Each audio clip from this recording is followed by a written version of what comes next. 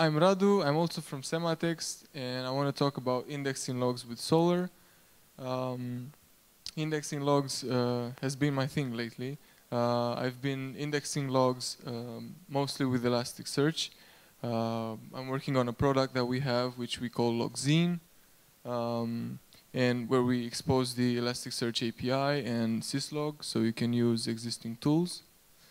I'm also co-authoring Elasticsearch in Action, and I like Elasticsearch in dealing with logs in general, but at Sematext we also work with Solr, so the natural question was, what about Solr? And this is what I want to talk about today, and I want to give 3 parts. One would be about logging in general and what is a log and how should you handle logs.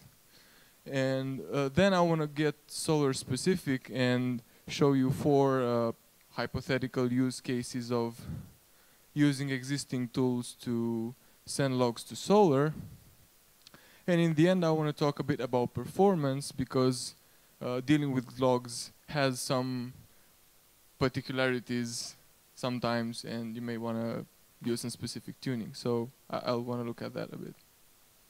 So first, about what is a log and how you should deal with logs is kind of a fuzzy topic, and everyone has his own opinion. So I just want to share my own opinion and my own story, how I got there. And the story is, before joining at Sematext, I was working at a security company called Avira, and there we had we were working on this distributed system, and we had multiple services, and each of them was logging to the local syslog. And the idea was, okay, let's put all these logs together so we can. And the most important requirement was we need all the logs to be together so that we can do debugging. We need to do, if something goes wrong, we would search for some keywords and get the context across all the services. And when we started doing it, we kind of panicked because we had lots of logs to deal with. I mean, we were like 50 colleagues. We were kind of alpha testing the system, and we were already producing something like 20 million logs per day. And we had 150 million customers out there, so we got into panic mode, and we just said, okay, we won't do any processing, any indexing, just to be able to handle all those writes. And obviously, that didn't work, because our searches were terribly slow. If you want to look in previous data that wasn't in the cache, that didn't work. So okay, we said, there's no way around, we need to index. So we went with a setup that looked a bit like this. So our services continued to log to syslog. We used our syslog to pick up those logs from the local socket, and then it would buffer them to disk if it needed to, and then send the logs directly to Elasticsearch using the Elasticsearch output. And then this system worked really well. The performance was good. We needed to do some tuning around Elasticsearch to handle the writes, and I'll talk about how to do that with Solr later. And this dealt with the first requirement, but we also had a second one, which was initially it was phrased as, we need to know what will go wrong, and it sounded a bit sci-fi, as one of these things that probably never get implemented. But actually what they wanted was to get metrics from the logs and do some statistics, and to understand if a spike over there is because people just got back from work and scanned their computers, or it's just something, I don't know, an outbreak, for example. So we started doing that by parsing the raw data, and that had a couple of problems.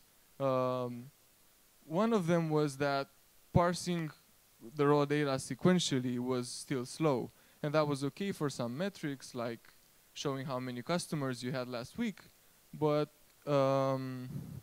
it wasn't acceptable for stuff where you want to do more real-time monitoring, like is there an outbreak?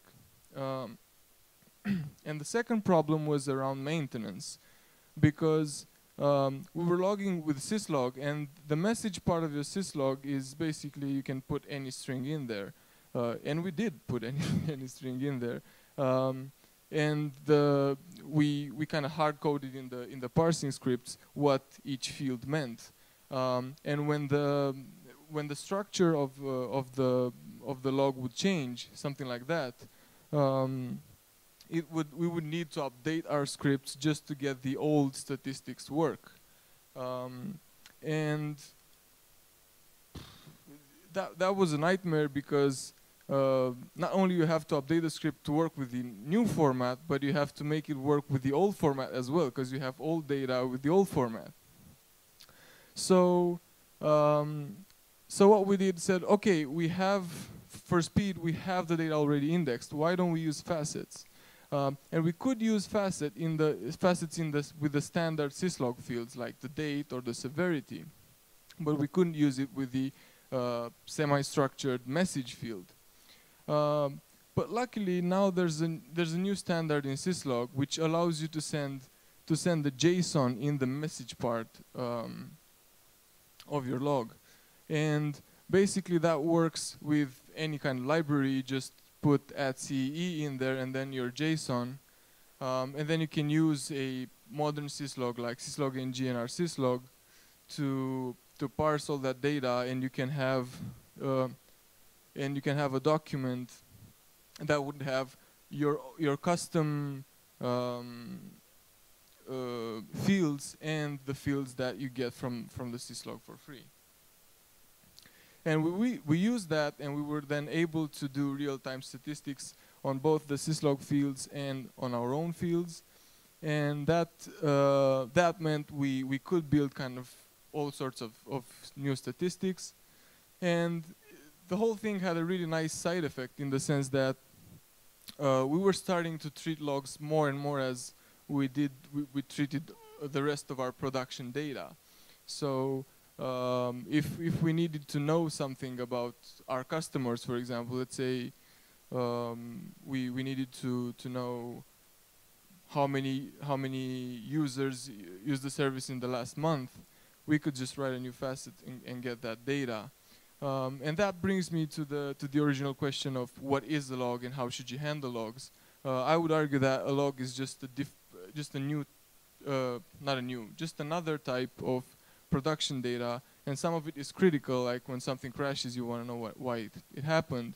Some of it is just, nice to have information about how your customers are using the system, and some of it is obvious, can be just noise, and well, you can get rid of that data. So now I want to get Solr specific and show you a few use cases of existing tools that you can use to get your logs into Solr. And one of them is still, rsyslog is one of my favorite logging tools. You might have figured that out. And I want to show you how we can get any sort of thing that logs to syslog to send one of those JSON logs, and to get rsyslog to parse those JSON logs and forward them to Solr. Then I want to talk about Apache Flume. Just a moment. So Apache Flume has can get lots of types of data. In this case, I wanna show that you can have a Flume appender to log4j that you can use to send logs through Avro into Flume, and then you can use Flume to parse unstructured data and then make it structured and then send it to Solr. Then there's fluentd, which is a nice logging tool that kind of advocates for logging in JSON in the first place, and you have lots of libraries that you can use in your own applications to log to have structured logging, and then you can use fluentd to send those logs to Solr. And finally, I want to talk about LogStash and how you can use it to tail files and then parse the unstructured data from those files, make it structured, and then send it to Solr. But before I start, I want to just show you a couple of features that might be useful, features of Solr that might be useful especially for logs. And one of them is the schemaless mode. This is a recent addition, I think 4.5. 4.4? No, 4.5. I got it right. Okay. So this is a recent addition, and basically what it means is if your logging format changes frequently and you send a new log with a new field, Solr will have a go at detecting this new field for you and adding it automatically to your schema. Another one is automatic ID generation. So if you don't have a field in your logs that can provide a reliable ID, you can make some of the logging tools can generate that ID for you, or you can make Solr do that. And there's a link there from my friend's blog where you can get all the data. Basically, you have to add this processor in your update processor chain. Okay, so with syslog, the typical use case is you can do that from any application. In this case, I'll look at the logger binary to just log some message to the local syslog socket, and then with our syslog, you have input modules, message modifiers, and output modules. In this case, we'll use the input module that will take data from the local socket. We will parse that JSON because I want to log in JSON in the first place, and then I would send those logs to Solr. Now, ideally, you would have a OM Solr, but it's not there already. So you can use some glue. You can use an output module that will pipe logs to the standard input of whatever program you want. And you can have a custom script that will send logs to Solr for you. So just to do that logging in JSON, as I've shown you before, you have that @CE and then your JSON. And then to pick the log from your local socket, you would load this module from our syslog. It's pretty standard. And once you get your log in, that's where you would load that JSON parse module, and you would use this action and to say, okay, I want to parse all my logs. You need to load the module and specify the action, because you don't have to use that action on all your logs. You can put that in an if block and say, I want to only parse, I don't know, logs from whatever host or something like that. So once you got your logs parsed, you got a set of variables that you can use, and then you can write a template where you would specify how, in this case, I want to specify how my Solr documents will look like. And this one's really simple. I only use all JSON, which is the original JSON that you log, and I want to separate those logs by a new line. And so those documents, I want to send them to a custom script using this omprog module, and I'm specifying the template here that I defined earlier. And so if the parsing of the JSON was successful, I love using this laser. If parsing the JSON is successful, then I would call the omprog module to send this to the custom script. And the custom script can be something really simple. In this case, it can just read the standard input line by line, load the JSON, and send it to Solr. And again, if you want performance, in this case, it really pays off to have a native output module for our syslog to send logs to Solr. Now, Flume already has that for you if you want something that's already done, and I think it's the more mature of the bunch. And Flume has sources, which will get your logs. Then it has channels that you can use for buffering your logs. And finally, you have sinks that you can use to send your logs to Solr in this case. But this particular sink, the Morphline Solr sink, can also be used to parse unstructured data and make it structured before sending it to Solr. And another cool thing is that it works really well with SolrCloud. So you can make it, you can point the Solr sync to your Zookeeper, and then it will know about your nodes, and it will send data to the appropriate shard directly. So to use the log4j appender, there's an example there that you can look at. And then the log4j appender by default will send your logs through Avro to the Flume agent.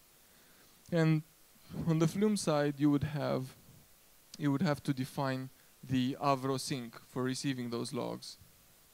And then you would have to bind this, not the sync, source. You would have to define an Avro source. And then you have to bind this source to a channel. And in this case, we will define a channel that will buffer logs in memory. And then we will bind this, the source to the channel, so that logs go from the source to the channel where we buffer it. And finally, we bind this channel to the Solr sync. And here again, we have to define the morphline Solr sync. And then it's kind of up to the sync. And the sync has its own configuration file. And basically, morphline works kind of like Unix pipeline. So you define yourself a set of commands, and then events kind of go from one command to the other. And in this case, you would use a readline command that will get logs line by line, and then you would have a grok command. And this grok command is really tricky because it uses regular expressions to parse your unstructured data and make it structured. So basically, it works like this: you have a grok dictionary, which you can download from here, and in that grok dictionary, you have a label to each regular expression that you define.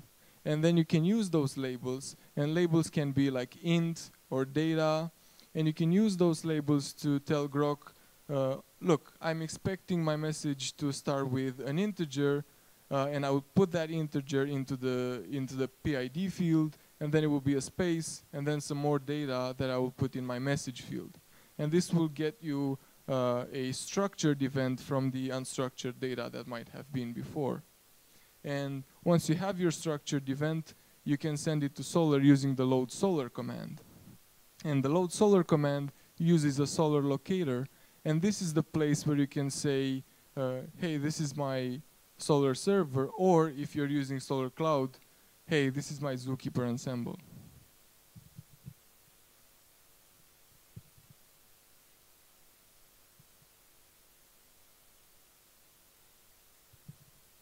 With FluentD, as I said, you can, it makes it easy for you to log directly in JSON. And in this case, I want to show you how to use the Python Fluent Logger library to log in JSON. They offer library for lots of languages, really. And then you can use a plugin that's made to send logs over to Solr. So to do that in Python, you would install the library. You would start the library.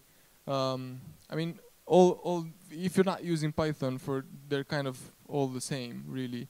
It's really easy to use. You would define your sender, where you would have a tag, and that tag there, Solr test, can be used in the FluentD configuration to kind of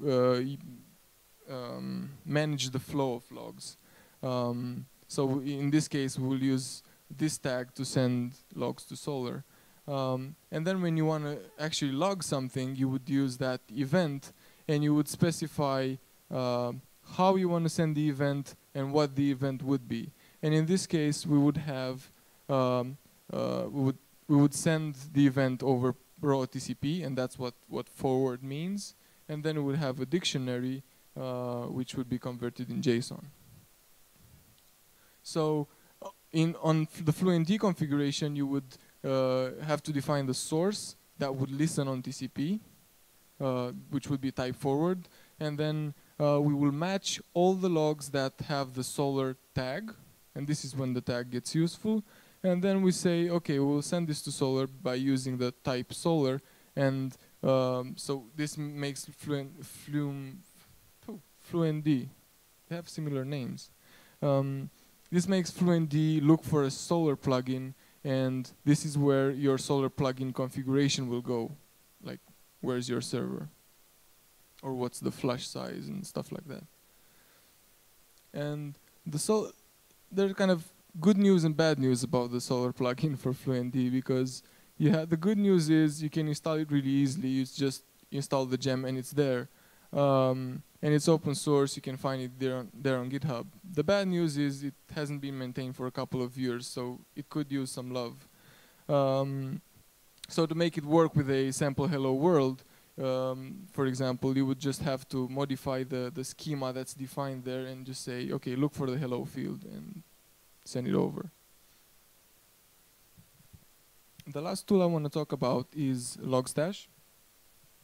And with LogStash you have inputs, filters, and outputs. And I want to look at how to tail a file, get the unstructured data from there, parse it with grok, which is the same you will find in Flume.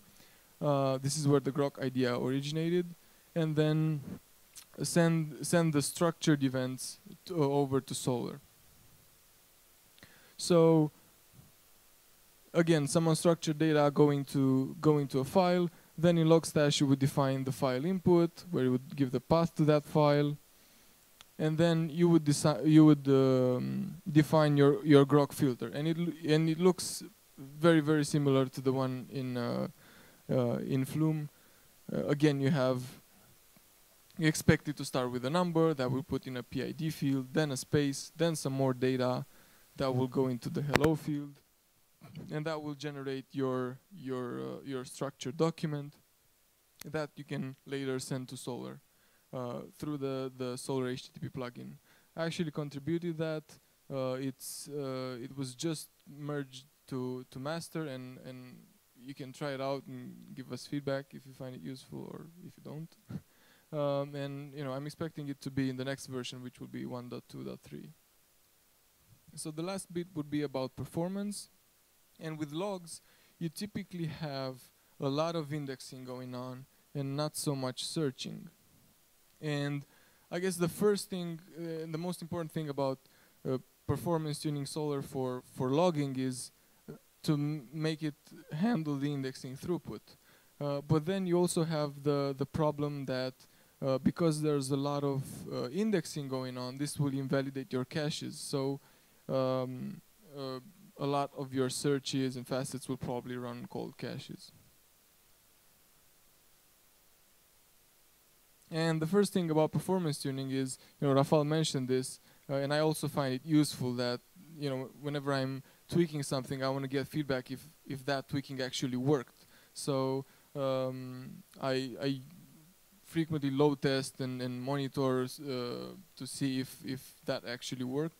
And we can help you with that with our SPM. And Rafal already mentioned that with SPM you can get your operating system metrics, your JVM metrics, as well as Solr specific metrics. Yeah, blame it on you. And we have, for this conference, we have a 20% discount. Yay. So the first thing you can do to get better indexing is actually probably leaves us outside Solr, because it depends on you to configure your logging tools to send the appropriate number of documents per update.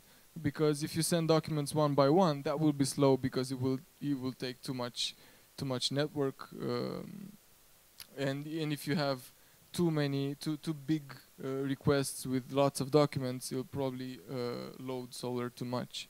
So that's something you can tweak. The next thing I find important is how often you commit. And Rafal already mentioned that. There are two types of commits. You have soft commits and hard commits. And in case Rafal didn't explain that already, with soft commits, basically they show you they make the new data searchable. So if you want to have like real-time if you want to see your logs in real time, you probably want to do that often enough, but not too often, because then that will affect your indexing performance. And it's kind of the same with hard commits, because again, you don't want to, and hard commits basically will take the data that you've indexed in memory and flush them to the actual Lucene index. And again, you don't want to do that too often, but you don't want to do that too rarely, because your buffer size will get full. And this is the place where you can also tweak the buffer size in case you have lots of indexing going on. You have big boxes, you probably want to increase the RAM buffer size. And also, because you're refreshing your view of the index with soft commits, it makes little sense to open searchers with the hard commits. So you probably want to set that to false. Another thing with logs is probably you will not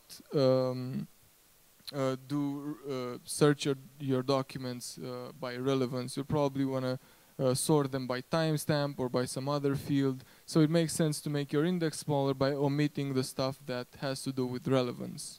And then there's the merge factor, which, you know, again, it's a trade-off between indexing speed and search speed. So if you have a bigger merge factor, it will allow for more segments, and that will increase your indexing throughput, but your search will get slower. So again, you should like tweak the knob and see whatever works for you.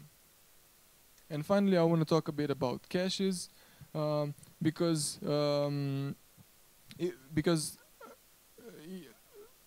logs, you typically index lots of logs, and the data is changing rapidly.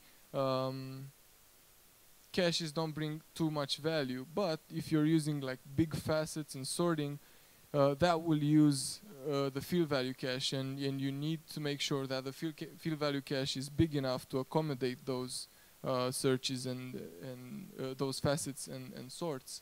However, you have the alternative to use doc values, and those are specifically built for this use case of doing sorts and facets on rapidly changing data, which kind of works with logs on the fields where you do those facets and sorting, like the timestamp or whatever you facet on, like I don't know, a username. And this works by at indexing time, Solr will create data structures that are similar in function to what field value cache does. So that will probably translate in indexing being a bit slower, but on cold caches, your facets and your sorts should be faster, and because they don't use that field value cache, they should use less heap. And if one Solr server isn't enough to handle your logs, you can always scale out to SolrCloud, and there you have the first thing you want to do when you set up SolrCloud is to set up Zookeeper, and you have two options here. You can have your standalone Zookeeper, which you'll probably use in production, or you can piggyback your Solr by using the embedded Zookeeper by adding that zkrun parameter. And once you have your Zookeeper up, you have to load your configuration, and again you can use a script to load whatever configuration you want into Zookeeper, or when you're starting Solr, you can bootstrap the configuration of an existing collection. And last but not least, when you're starting the nodes, you should point them to your Zookeeper, and then everything will be, you know, magically working. And with SolrCloud, I want to show you one thing that should help performance with logs, and that would be using timed collections. So basically, if you have, because typically logs have timestamps, right? So if you intend to keep your logs for, let's say, a week, it might make sense to have one collection per day. And what this means is you will have a hot collection, the latest collection, where all the indexing will happen. Well, most of your searches will probably happen, because if something goes wrong or the statistics, you want to show them, you want to check the latest data. And that will make indexing and all those searches faster. You can also search in multiple collections, and granted that will be slower than having a big collection holding all that data, but because the collections that are not hot anymore will probably remain unchanged, you can afford to optimize and have just, I don't know, one or a few segments for these collections, and that should speed up the searches. And finally, you can delete old collections instead of running delete by query to expire old logs. And I want to have a quick look on how you can actually do that. Rafal already mentioned the collection API, and basically you would call a create action to create a new collection. And the cool thing about this is, about having time-based indices, is for every day you can decide on the number of shards. So normally with Solr you have to worry about, oh, what if my load increases and I want to scale out and I don't have enough shards? Well, this isn't that much of a problem, because if you want to add servers, then for the next day you can just add more shards. And again, using the collections API, you can delete all indices, and that will be pretty fast for you. You can also do the optimizing on every collection, and you can use aliases to make it easier for your application to send logs to Solr or to search. So for example, if you configure, let's say, LogStash to send logs to Solr, and you have to specify collection name, you don't have to change the configuration every time. You can say my collection name is latest, and then whenever you add a new collection, you would use that create alias action to basically update the latest alias to the new collection, and then LogStash will send logs to the new collection without being aware of it. And you can also have aliases for multiple collections, like that one, which shows for all, which points to all the active collections. And if you call the create alias command and there's already an alias with that name, it will just overwrite it, so you don't have to worry about that. This kind of wraps it up. I think Solr is a great tool for storing your logs if you want to do real-time statistics and searching on those logs. I would argue that logs are just another type of production data that you would want to handle in real time. You don't agree, right? There are already some tools that can help you with sending your logs to Solr. There are a few things that you can do with Solr to make it handle your logs faster, and you can always scale out with SolrCloud. And I think that last thing about using time-based indices with all those APIs that make it easy for you to do that, I think it's really powerful. Again, we're hiring, so if you find this interesting, come check us out at our booth. That's it.